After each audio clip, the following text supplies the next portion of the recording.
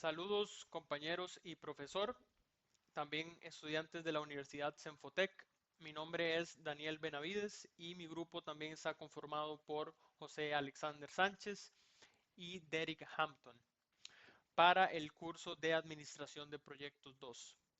En esta presentación vamos a estar desarrollando una investigación acerca del marco de la Biblioteca de Infraestructura de Tecnologías de Información, más comúnmente conocida por sus siglas en inglés como ITIL. Específicamente vamos a estar abordando lo que son las secciones de planificación y apoyo a la transición y también la administración de liberaciones y despliegues. Primeramente, vamos a dar un poco de contexto e historia de precisamente qué es ITIL, ¿verdad? Para tener un poco de contexto antes de abarcar en las secciones específicas. Bueno, como mencionaba antes, más conocida con sus siglas en inglés, significa Information Technology Infrastructure Library y es el marco de referencia más utilizado en el mundo para la gestión de servicios de TI. Proporciona un conjunto de mejores prácticas organizadas en un ciclo de vida del servicio con 5 fases. Eh, Su origen viene de Reino Unido, específicamente por encargo del gobierno británico en los 80s. Desde entonces ha evolucionado hasta su versión actual, que de hecho fue este año 2026 con su versión ITIL 5, pero su versión más estable o más utilizada en años recientes es la versión 4. Específicamente, como se comentaba, proporciona 5 fases de, de, lo que es el ciclo de vida de los servicios de tecnología, ¿verdad? El primero es la estrategia del servicio, define qué servicios se van a ofrecer y con qué objetivos de negocio. El segundo es el diseño del servicio, especifica cómo va a funcionar técnicamente ese servicio.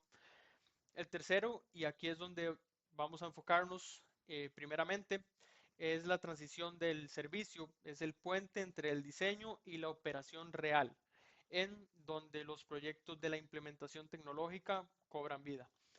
El cuarto es la operación del servicio. El servicio ya está en producción y se mantiene funcionando día a día. Y quinto es la mejora continua del servicio, ¿verdad? Que se revisa constantemente, que se puede hacer mejor. Hoy nos vamos a estar enfocando eh, primeramente en la fase de transición porque es donde ocurre la mayor parte del trabajo de gestión de proyectos.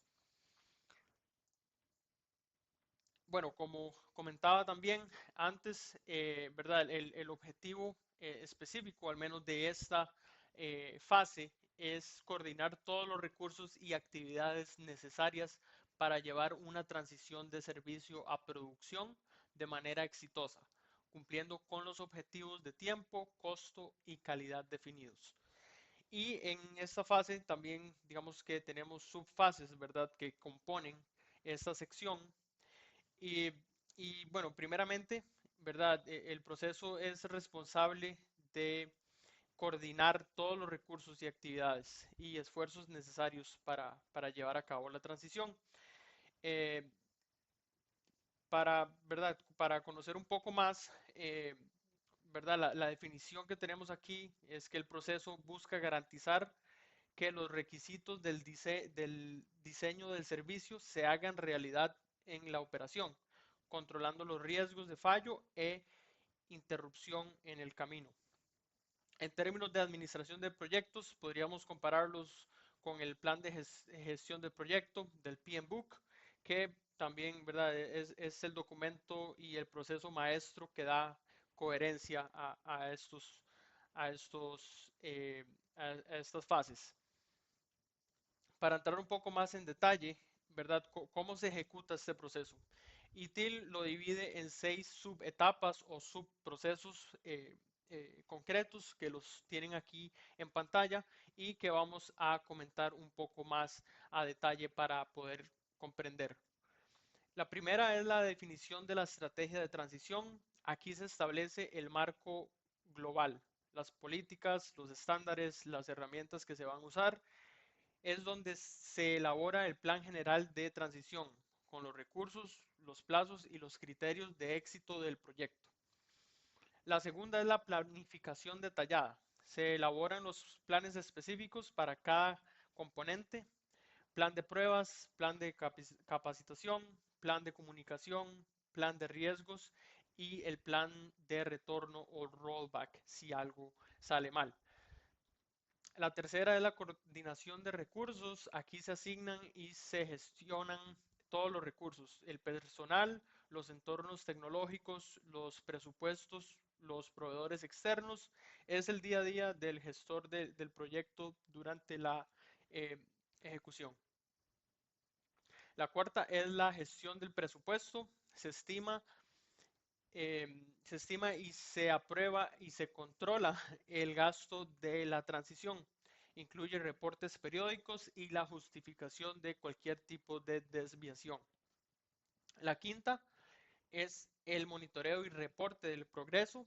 Durante la ejecución se generan informes regulares que comunican el avance, los riesgos activos y las acciones correctivas a todos los interesados del proyecto. Y finalmente, la sexta, que a veces muchas organizaciones omiten ¿verdad? Que es obviamente un error, es la revisión post implementación. Una vez que el sistema está en producción, se hace una revisión formal para evaluar si se cumplieron todos los objetivos, documentar las lecciones aprendidas y mejorar el proceso para la próxima vez, ¿verdad? Ahora bien, también vamos a abarcar cuáles son eh, los indicadores o KPIs y los roles principales que se encuentran dentro de esta fase. Eh, Primero mencionar que los porcentajes de estos indicadores es solamente ¿verdad? Teórico y obviamente va a depender de cada proyecto. Más bien estos son, ¿verdad? Indicadores generales para, para poder trabajar con ellos, ¿verdad? No significa que tiene que ser así a regla, ¿verdad? Muchos indicadores pueden variar dependiendo del tipo de proyecto y de los objetivos. Pero esto es una referencia de cómo deberíamos utilizarlo como buena práctica. Bueno, primeramente la tasa de éxito de transiciones debe superar el 95%. Esto significa que de cada 100 proyectos de transición, al menos 95 deben completarse sin incidentes mayores. También tenemos la variación del cronograma, que debe mantenerse por debajo del 10% si el proyecto se planificó para 6 meses, no debería de exceder los 6 meses y medio. La variación del presupuesto debe ser menor al 5%, ¿verdad? Es un indicador muy exigente que obliga a una planificación financiera rigurosa. Luego tenemos los incidentes post-transición, deben ser al ser menos de 3 en las primeras 4 semanas después del go live ¿verdad? O salida a producción. Si hay más, significa que la transición no fue suficientemente bien aprobada, o al menos, ¿verdad? Apunta en esos términos. Y también tenemos la satisfacción del cliente, que debe superar 8 de 10. Al final la tecnología existe, ¿verdad?, para servir a las personas. Entonces el objetivo es esa satisfacción de superar, ¿verdad?, 8 de 10. Como les comentaba, ¿verdad? Esos son referencias de buenas prácticas, ¿verdad? Se tiene que buscar, aspirar a lograr estar bajo estos porcentajes o objetivos, pero, ¿verdad? Como les comentaba, también va a depender mucho de la duración del proyecto y demás. Luego tenemos los roles principales. En eso se encuentra el gestor de transición de servicios, es quien coordina y controla todo. Es el equivalente al project manager en términos del PM Book, ¿verdad? Si hacemos la comparación. El gestor de cambios autoriza y supervisa cada cambio que forma parte de la transición. Nada entra en producción sin su aprobación.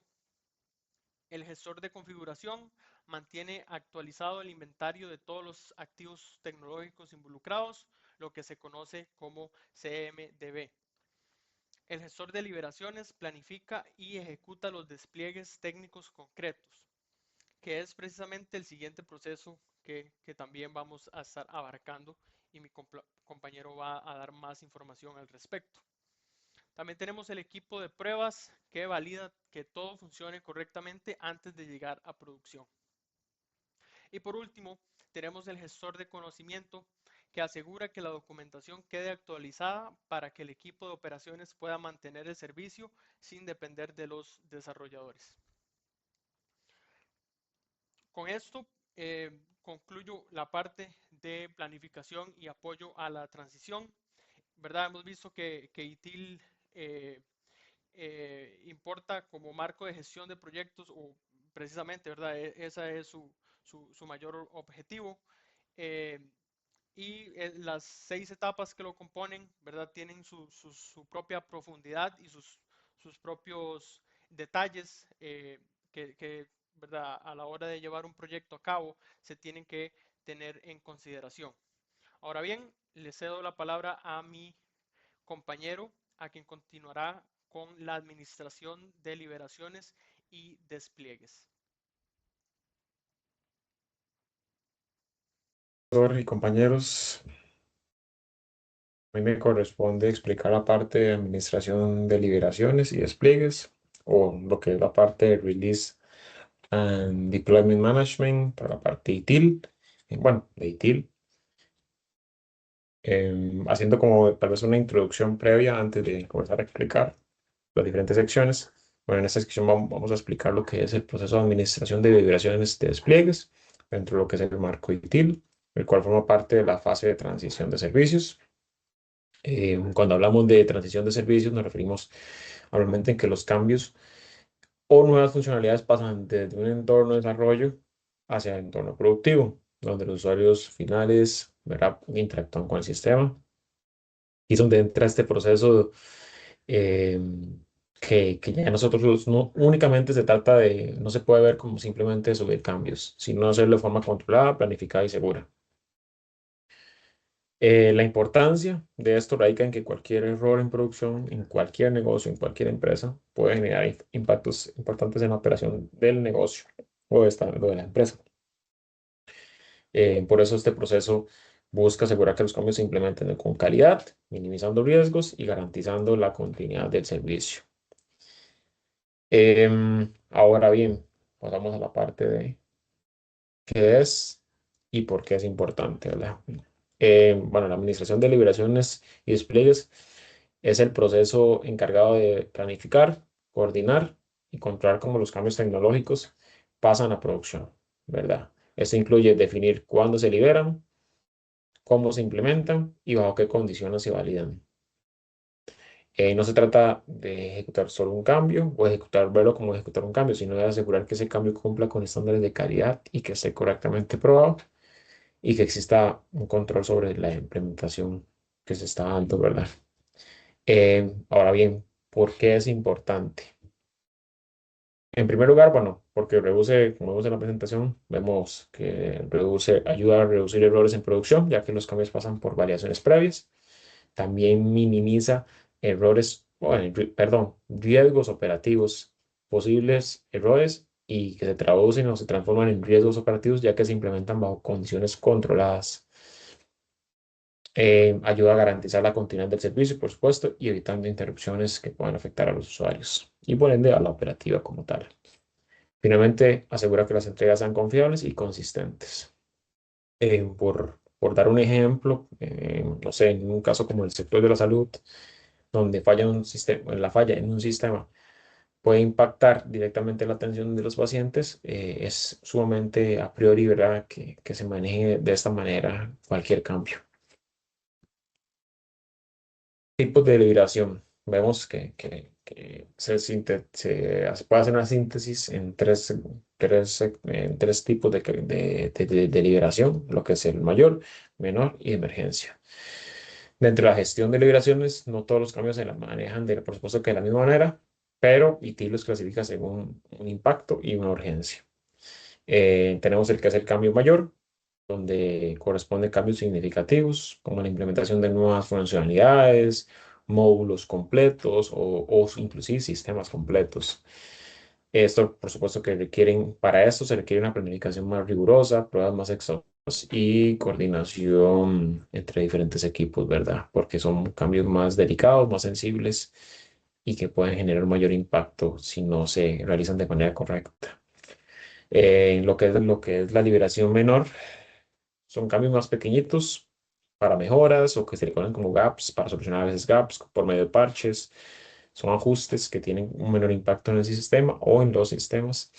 Suelen ser más rápidos de implementar, pero igualmente deben seguir un proceso controlado. Lo que es la parte de emergencia o emergentes, liberaciones emergentes, por otro lado, se utilizan para corregir fallos críticos que no se pueden esperar o no están planificados o son de manera imprevista, ¿verdad? Por supuesto que es como lo muestra, lo señala la palabra. Se ejecutan con alta prioridad, pero igualmente deben mantener un control para evitar errores adicionales que este, mm, puedan, la palabra sería como podrían complicar más la situación de la incidencia que se está dando, podrían hacerlo, eh, complicarlo un poco más, ¿verdad? La solución del tema, si no sé, igual se controla de manera adecuada mediante algún control mínimo que sí debería de tener. Em, Siguiendo el caso como de ejemplo, ¿verdad? Como en un hospital, si el sistema no permite, por decir un ejemplo, una funcionalidad como registrar pacientes, se requiere una liberación de emergencia para solucionar ese parche y mitigar el tema, ¿verdad? De inmediato. Ahora vamos a la parte de ciclos de ambientes. Antes de que un cambio llegue a producción, debe pasar por diferentes ambientes donde se valida progresivamente. Primero tenemos el ambiente de desarrollo, donde se construyen y prueban inicialmente los cambios. Por el ambiente de QA, donde se realizan pruebas más formales para validar el funcionamiento. Después lo que es el ambiente UAT o de pruebas, donde los usuarios validan que el sistema cumpla con los requerimientos. Y finalmente el ambiente de producción, donde el sistema es utilizado por los usuarios. Es importante que, bueno, este sería como el flujo idóneo de los cambios, pero tenemos liberaciones como las que vimos anteriormente, que es de emergencia, que tal vez no puedan seguir este ciclo.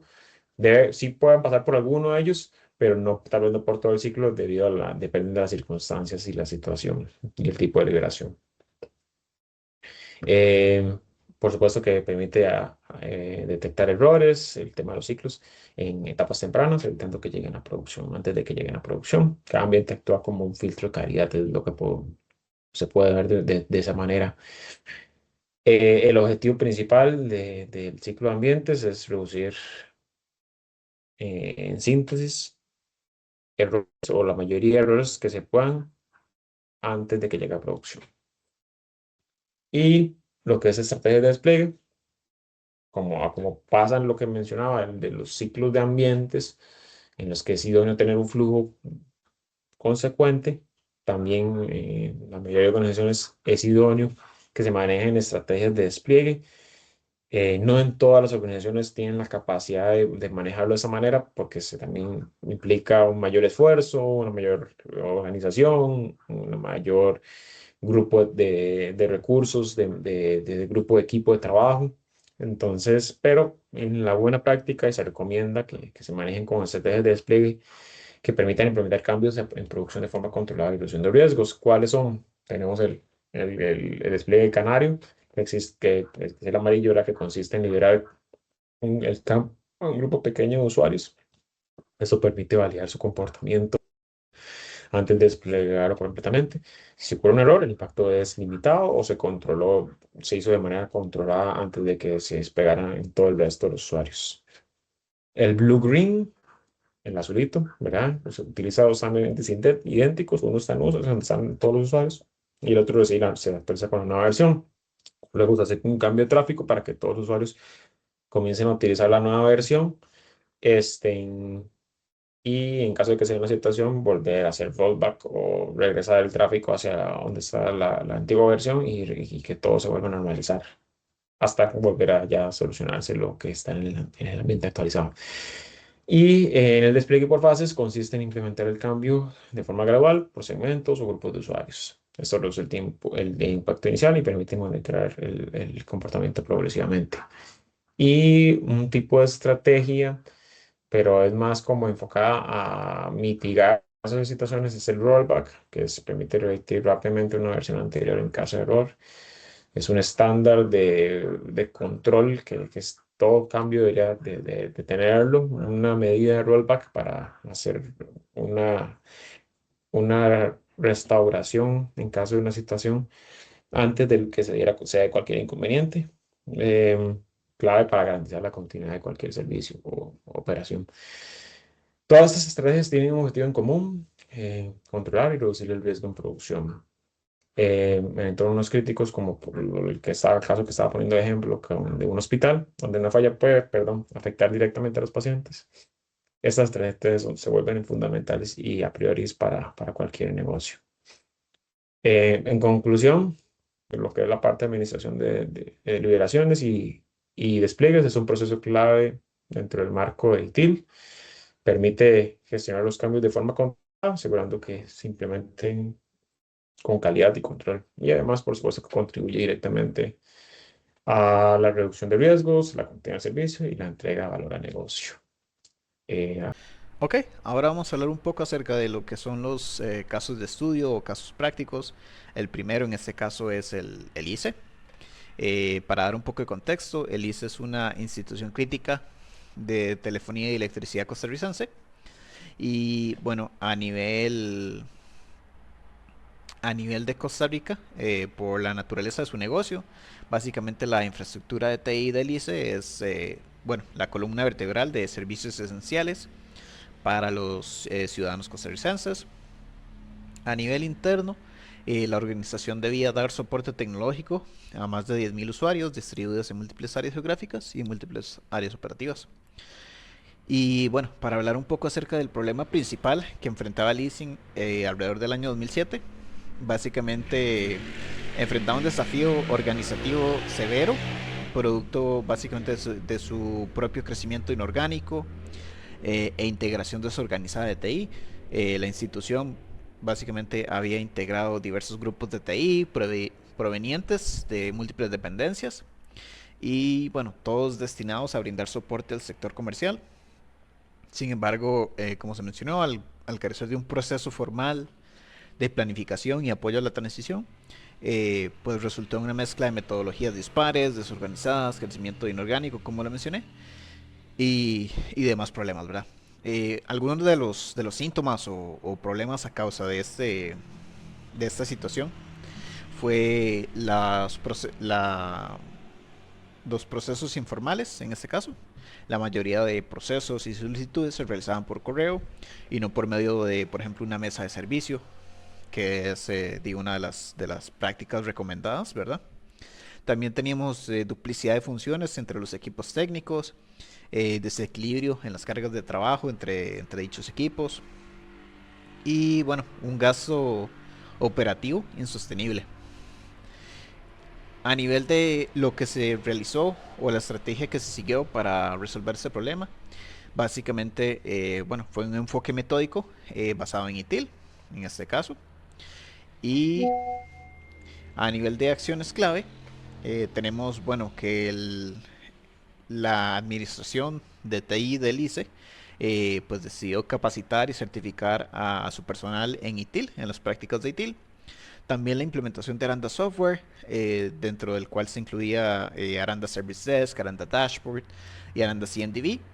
Y bueno, también parte del éxito de las acciones clave que se llevaron fue la creación de un punto único de contacto, o SPOC. Y adicionalmente, eh, se adoptó, ¿verdad?, la gestión del cambio organizacional, el OCM, para los usuarios finales, en este caso los usuarios comerciales. A nivel de resultados, ¿en qué resultó esta transformación o esta estrategia adoptada? Tenemos una CNDB estabilizada gracias a la implementación de Aranda Software, como se mencionó, una reducción de costos y una transformación del equipo de TI a ser un área estratégica para apoyar a Alice a nivel comercial. Ahora, a nivel del segundo caso que tenemos, es el caso de estudio de OpenBank. Básicamente, este va más relacionado a la parte de liberaciones y despliegue. Para dar un poco de contexto, el OpenBank es una filial 100% digital del Grupo Santander, operado en la nube en AWS. Y bueno, a nivel de problema principal, básicamente tenemos que, a pesar de su infraestructura tecnológica en la nube, el punto vulnerable de OpenBank radicaba en un proceso de administración de liberaciones bastante disfuncional. Históricamente, la entidad intentó gestionar sus pipelines de entrega continua mediante la extensión improvisada de la funcionalidad de Jenkins y bueno, una herramienta originalmente concebida para la integración continua. Y bueno, a nivel a medida que el volumen de microservicios bancarios y el equipo de desarrollo se incrementan, estos flujos de trabajo básicamente se tornaban inmanejables. Algunos de los síntomas a causa de esta problemática, como pueden ver, son los cuellos de botella en las operaciones. Se requerían de 3 a 15 ingenieros por despliegues, ¿verdad? Y despliegues que posiblemente serían relativamente sencillos. También pruebas post despliegue manuales y lentas, no había una automatización de la misma. Y bueno, a nivel de rollback o reversión, era bastante complejo y esto ocasionaba tiempo de inactividad, ¿verdad?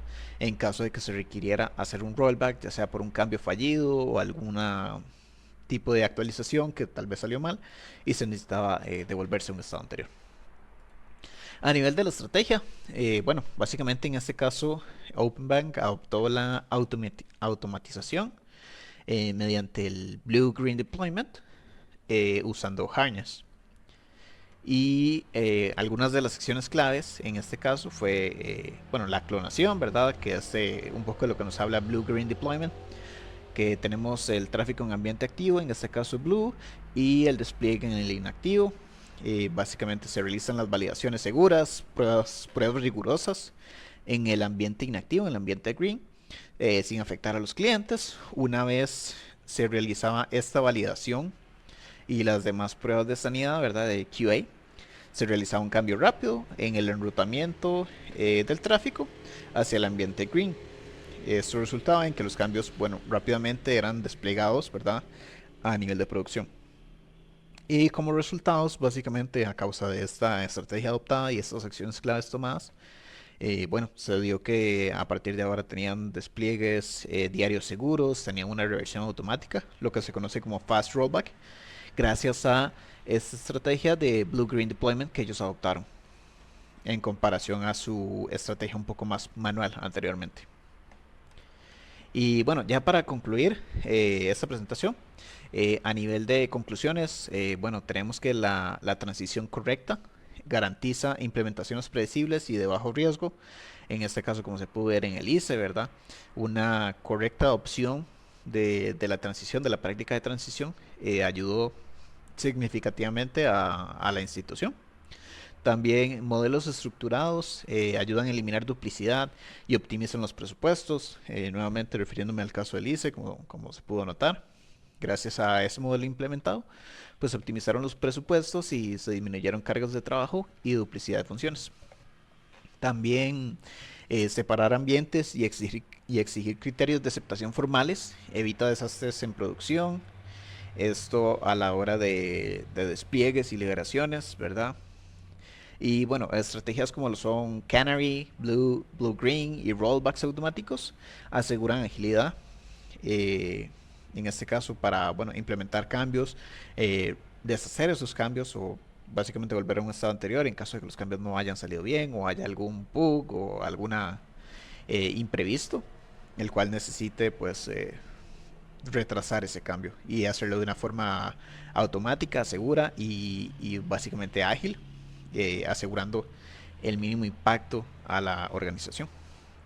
Y eso sería para esta presentación. Muchas gracias.